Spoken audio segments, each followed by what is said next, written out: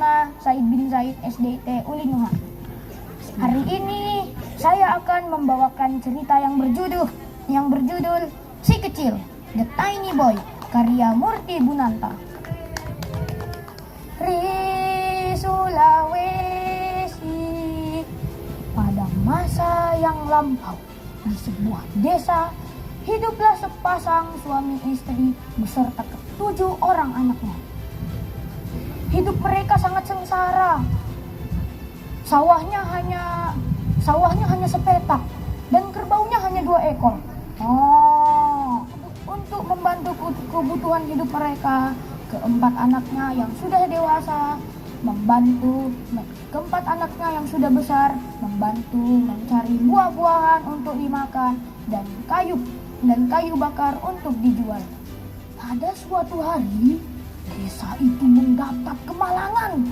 Sebuah banjir besar menerjang desa tersebut. Sawah, kerbau dan rumah mereka hanyut terendam banjir. Hidup mereka bertambah sengsara. Sang ayah yang sudah putus asa berniat untuk mengajak keempat anaknya yang sudah besar ke hutan yang belum pernah mereka datangi dan meninggalkan mereka di sana. Dia percaya kalau mereka bisa bertahan hidup di sana, maka berangkatlah keempat anak itu bersama ayahnya ke hutan yang belum pernah mereka datangi. Sesampainya di sana, mereka langsung memungut buah-buahan dan sayur-sayuran yang akan mereka bawa pulang. Sang ayah berkata, "Nak, makanlah dahulu. Ayah akan pergi mencari air. Aku akan kembali."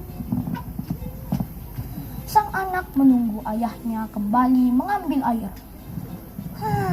Mana ayah? Kenapa belum kembali-kembali? Mereka menunggu ayahnya pulang sampai petang. Labedu, anak yang paling tua, walau badannya kecil, tetapi dia sangat cerdik dan pintar. Dia mengajak ketiga adiknya untuk pergi mencari tempat beristirahat. Ayo, kita pergi cari tempat untuk beristirahat. Sementara adiknya beristirahat, Labedu memanjat pohon yang tinggi. Sesampainya di atas pohon, dia melihat-lihat keadaan sekitar. Saat sedang melihat-lihat, Labedu melihat seberkas cahaya dari sebuah gubuk. Ada cahaya di gubuk, ada cahaya. Sontak, Labedu turun dari pohon dan membangunkan adik-adiknya yang sedang beristirahat untuk melanjutkan perjalanan. Bangun, kita akan lanjutkan perjalanan. Bangun. Beberapa saat kemudian, Labedu pun sampai di gubuk tersebut. Saat Labedu mengintip lewat dinding-dinding rumah tersebut, di balik dinding-dinding rumah tersebut ternyata ada seorang raksasa yang tertidur.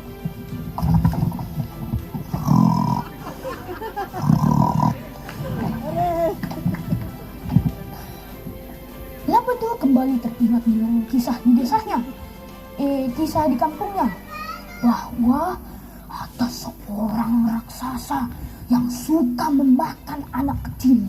Apalagi anak kecil yang suka berkeliaran pada sore menjelang maghrib. Saat matahari terbit, sesosok raksasa keluar dari gubuk sambil membawa sebilah parang. Entah dia pergi kemana. Ada yang tahu? Tidak. Mana ya? Labedu yang melihatnya kemudian berkata kepada adik-adiknya, sepertinya kita harus memperdaya raksasa itu. Kamu ambil penggaru tanah yang besar. Kamu cari tali sepanjang 3 depa. Dan kamu cari seekor kura-kura. Maka pergilah adik Labedu mencari barang-barang yang disebutkan Labedu. Kura-kura. Ada tali. Ada sisir. Setelah semua barang-barang terkumpul, Labedu menyuruh adik-adiknya untuk naik ke atas atap gubuk tersebut. Hei, kamu naik cepat ke atas.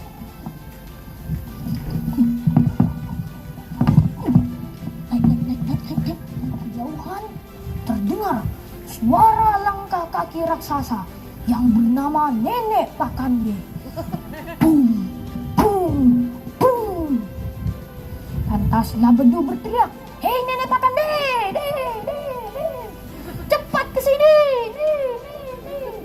Ada raksasa yang lebih besar daripadamu. Lantas Nenek Pakande bersegera pergi ke gubuknya. Oh, anak kecil, beraninya kau menyuruh-nyuruhku.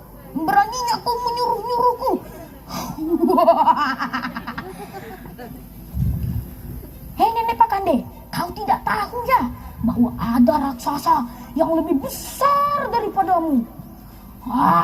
Mana mungkin. Aku adalah raksasa yang paling besar di hutan ini. Kalau raksasa itu benar-benar ada, tunjukkan buktinya. Baiklah Nenek Pakande. Hei raksasa, turunkanlah sisirmu yang besar itu.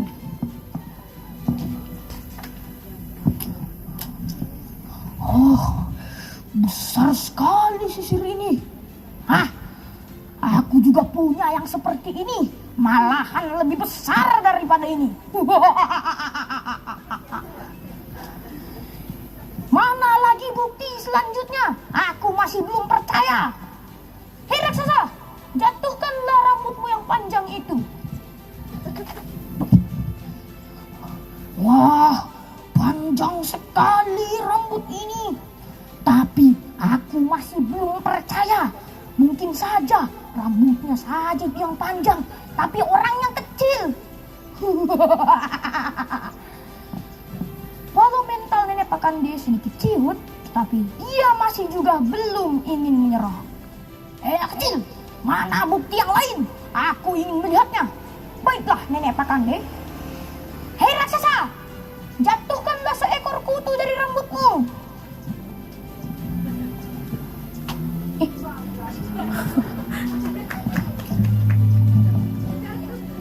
Oh,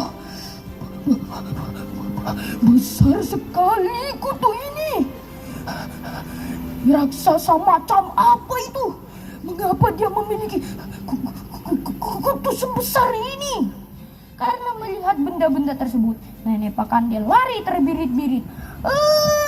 Tolong! Ada raksasa yang lebih besar! Lari! Saking takutnya Nenek Pakande, sampai dia tidak bisa melihat apa yang ada di depannya. Kemudian Nenek Pakande tersandung batu dan terjatuh ke dalam jurang. Lari!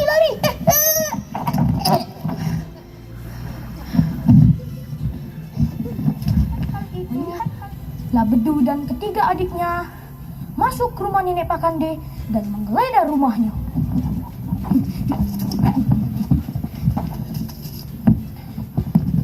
Saat Labedu dan ketiga adiknya menggeledah, mereka menemukan banyak makanan dan sebuah peti yang terikat kencang oleh sebuah tali.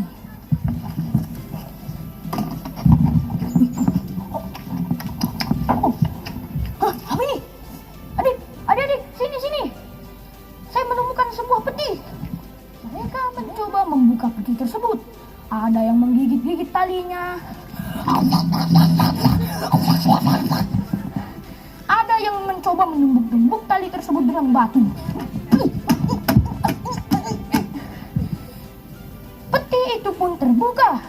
Alangkah terkejutnya mereka melihat isi dari peti tersebut.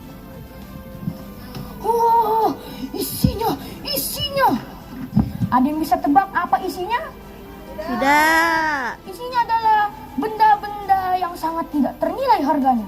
Bisa dibilang mahal ya. Benda-benda itu adalah emas, intan, dan zamrud. Mereka adalah benda-benda yang sangat mahal harganya. Wah, ini pasti bisa dijual mahal. Labedu dan ketiga adiknya menarik peti tersebut sampai keluar dari rumah Nenek Pakande. Semangat! Setelah berlama-lama mencari jalan keluar, akhirnya mereka menemukan kampungnya kembali. Wih, ada kampung, itu kampung kita, ayo semangat. Sampainya di rumah mereka, alangkah terkejutnya orang tua mereka saat melihat anak-anaknya membawa barang yang sepatutnya tidak dipegang oleh anak-anak lain. Apa yang kalian bawa, putra-putraku? Walaupun orang tuanya terkaget-kaget, akan tetapi mereka juga senang karena akhirnya hidup mereka tidak kekurangan dan bahagia. Sekian cerita dari saya. Mohon maaf kalau ada salahnya. Ikan kakap, ikan patin, mohon Asik. maaf lahir dan batin. Mantap. Wassalamualaikum warahmatullahi wabarakatuh. Waalaikumsalam warahmatullahi wabarakatuh.